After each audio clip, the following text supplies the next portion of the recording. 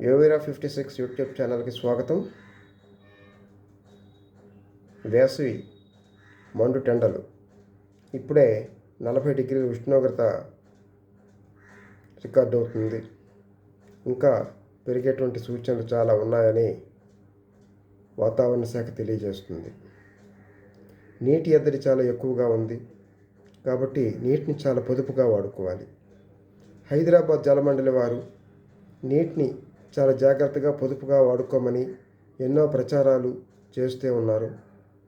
అయితే వినూత్నంగా ఈ సంవత్సరం ఏం చేపట్టారంటే, ఎక్కడైతే వృధా జరుగుతుందో అక్కడ ఫైన్ వేస్తున్నారు.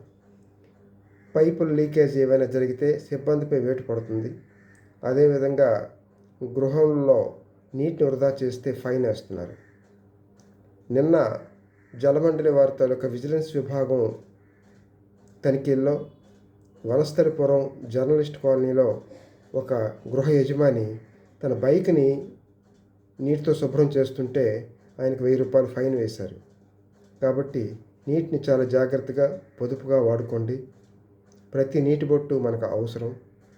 ప్రస్తుతం హైదరాబాద్ నగరంలో రోజుకి 70 నుంచి 80 లీటర్ల నీటిని ఇవ్వగలుగుతున్నారు.